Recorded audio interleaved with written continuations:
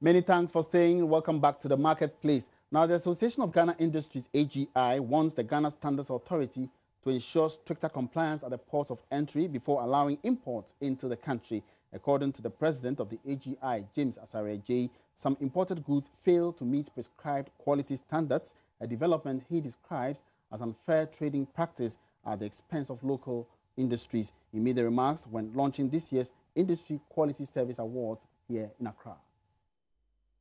Addressing members of the AGI, James Asare-J noted the situation where substandard goods are allowed to enter the market is a recipe to collapse local industries. This is because local companies are compelled to compete with such products which tend to sell faster in the market due to price differentiation. He therefore called on the Ghana Standards Authority to step up the efforts in dealing with the menace.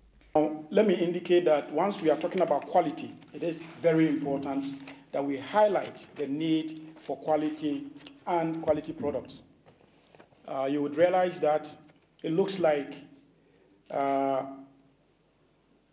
country has been over-liberalized, such that you have virtually everything coming in, not meeting standards. And these are really affecting local industries.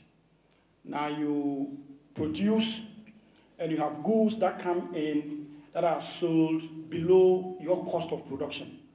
So it is very important that we are adding this dimension to our awards by upholding quality and standards. Let me charge Ghana Standards Authority, please be firm on the check of standards.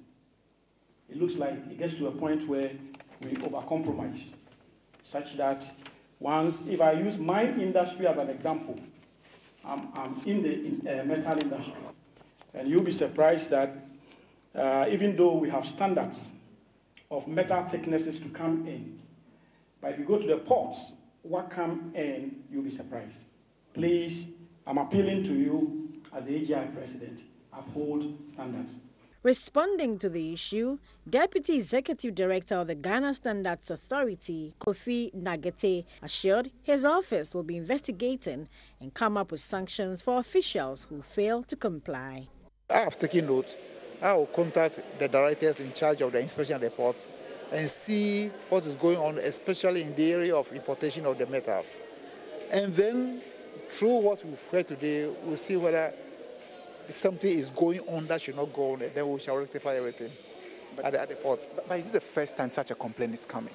Oh, we receive complaints all the time. So what have you been doing about it? Yes, of course, we have to do the best that we can.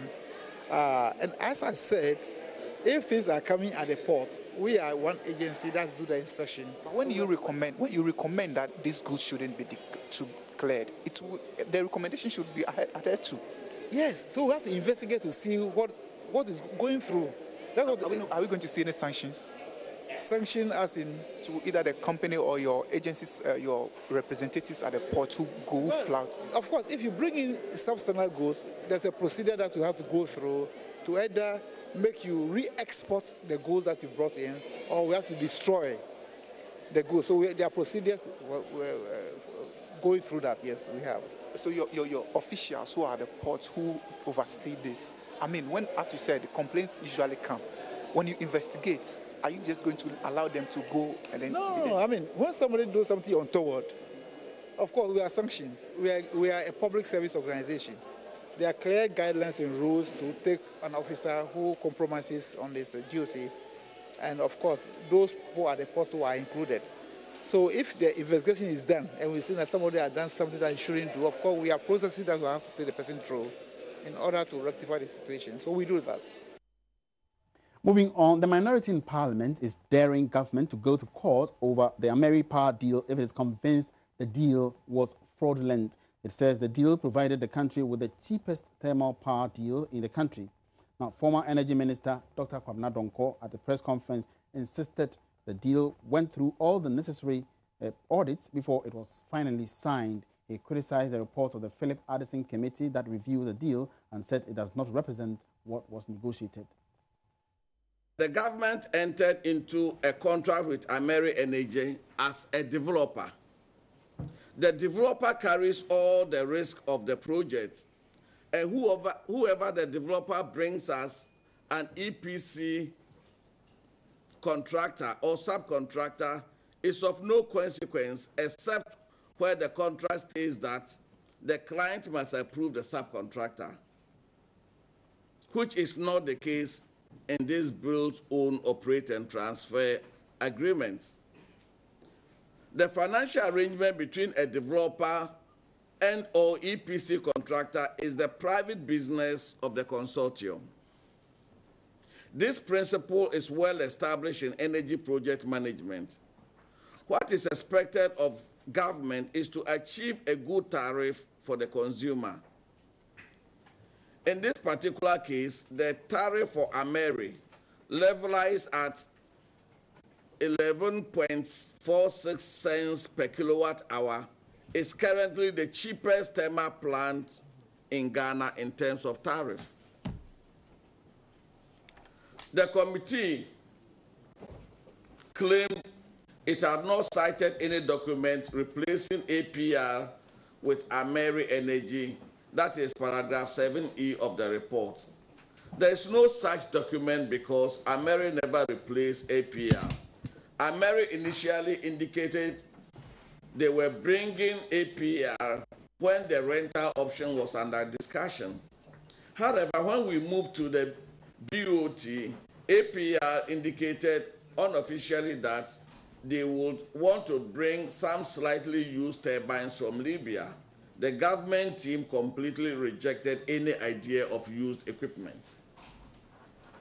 The report claimed in page 7E that due diligence was not done. In an emergency situation, the ministry was happy to leave due diligence to JP Morgan, the international financial giant that confirmed the standby letter of credit. JP Morgan only agreed to confirm the standby letter of credit after their own due diligence. Parliament also probed the credentials of Ameri and requested and received the appropriate documentation before approving the power purchase agreement. And it is important to know that the state of Ghana had no exposure to Ameri at this stage because the risk of procuring the turbines was on Ameri and not Ghana. Meanwhile, the Africa Center for Energy Policy, ACEP, says it is not likely the Africa and Middle East Resources Investment Group, Ameri Energy, would accept any invitation by government for a review of its $510 million power agreement with Ghana. Thus, the committee constituted to review the power deal has recommended a renegotiation or abrogation of the deal, citing elements of fraud in the payment of an extra $150 million to Ameri in commission. Deputy Executive Director of the Center, Ben Boachi, tells Joy Business this might be difficult unless government is able to prove the deal was fraudulent. We have seen the committee's report, which recommends that we should sit with Ameri to review the contracts. I mean, that would have been the ideal situation. But here we are. We have a contract that we have signed with the company, and we agreed to the terms of the contract. So unless you are able to establish, as they conclude, that there was fraud in the whole arrangement, I don't see how you can simply go to Ameri and say, come, let's review the agreement, or come renegotiate. Let us renegotiate the agreement. Because, frankly, Ameri didn't come with guns in their hands. What they said was that they needed $510 million to be able to deliver 250 megawatts of power over a 5-year period. And we agreed to it. You know, we did a back and forth, and we agreed to it. We raised the questions early enough to signal the warnings that we could have had those plants cheaper. Our officials actually insisted that it was value for money. It was the best option they had at their disposal, and therefore they were going for it. And the records are there. The records are there to justify that our officials attested to the fact that Ameri was the option they needed to go for. So on what basis are you now saying that the contract is overpriced when there was that vigorous defense, you know, for this contract? And the fact of the matter is that Ameri has delivered on the contracts. You know, it's a normal business practice. If you have a contract, anything you can subcontract portions of the contract to another person to deliver, it's perfectly done in global business. And that is what Ameri has done. They went to also negotiate with another company, and they got it for $360 million. And that is what we were saying, that if we had done due diligence, analyze the background of Ameri, and look at the market, I mean, we would probably have found a company that could deliver this project cheaply, you know, or cheaper for us.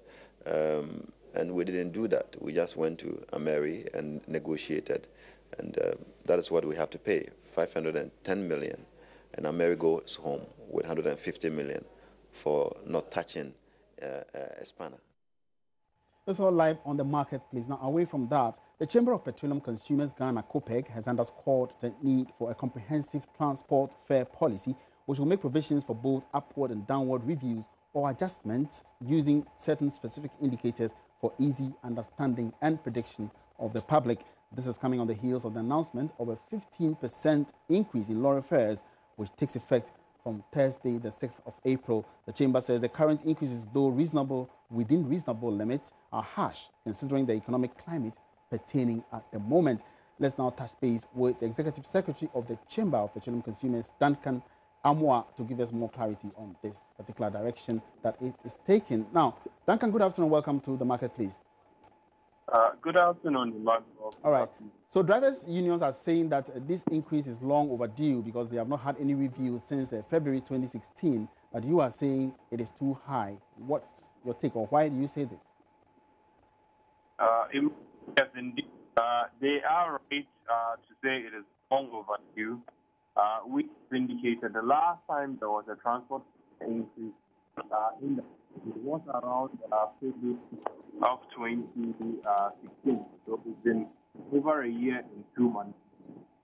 What we have been all along asking the Transport Ministry to do is to put in place a transport fare policy that not only allows an upward increase in transport fares, but also ensures that as to transport fare determination positive, the union does not get pleased in the process. It's only a country where fares only go up but never comes down.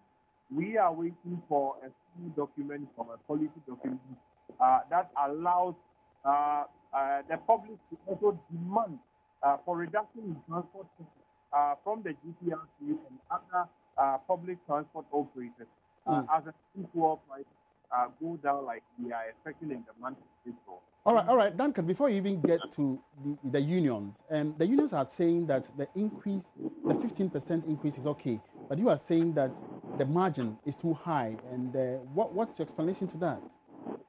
Well, if you take last week, February, when transport fares went up, and this year, April, if you take what was prevailing at Ghana pump, last year, February, fuel prices were around 16 to 20%.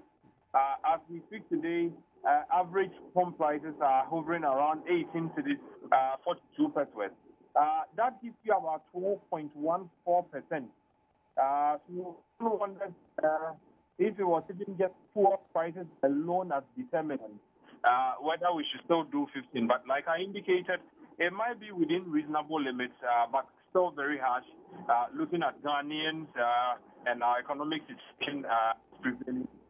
Something could have been done a bit more reasonable than the full 15. What range would be reasonable according to the chamber? 10% would have been reasonable, Emmanuel, considering that over the past 1-2 weeks, we've also seen some reduction of about 5.5% across most OMCs.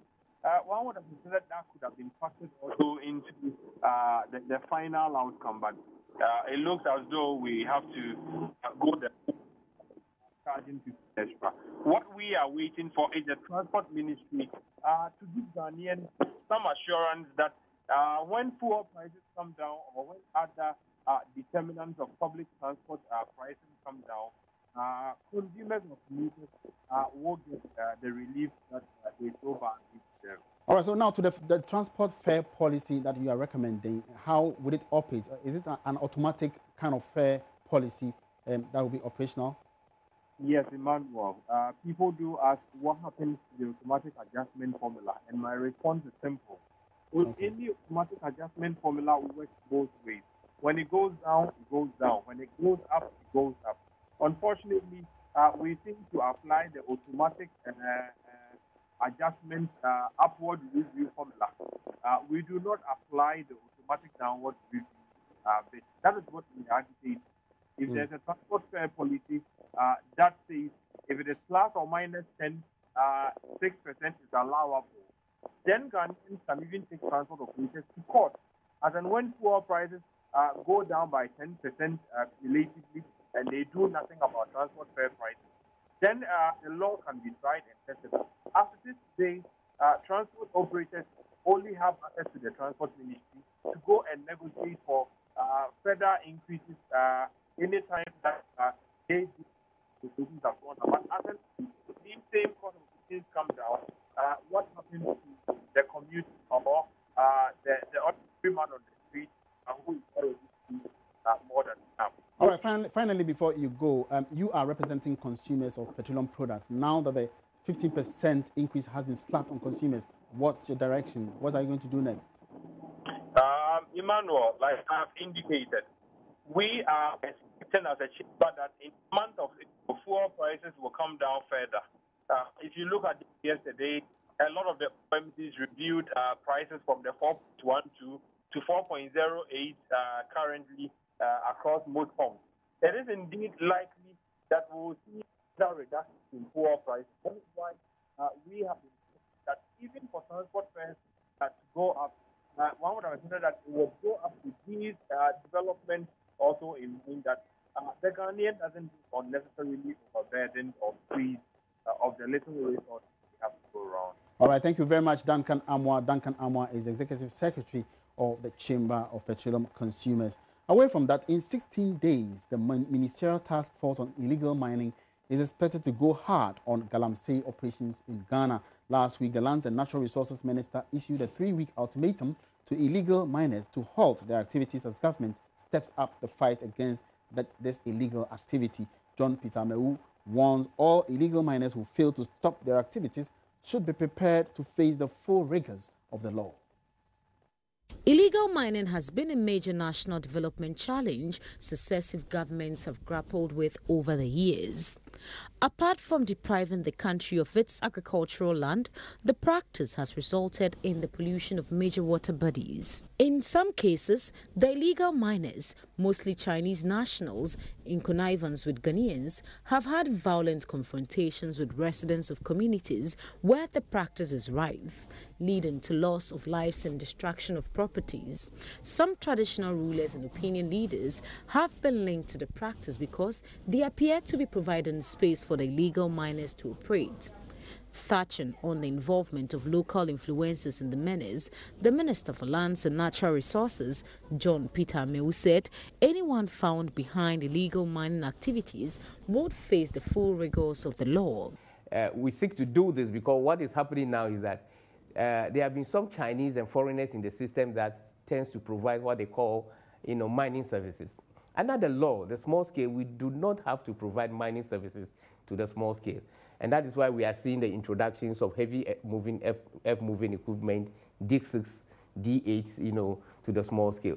So within the ministry, these are some of the things that we are putting down on a paper, and we're looking for cabinet approval to, implement this, which is going to be a more sustainable in the long way, the long-term approach to address some of this problem.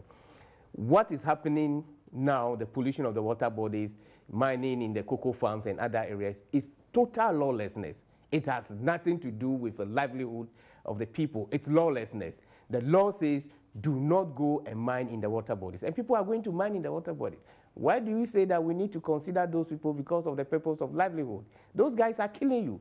So for the lawlessness, for the purpose of lawlessness, the law enforcement agencies would have to, apply the law to make sure that those culprits that are responsible for these activities are dealt with.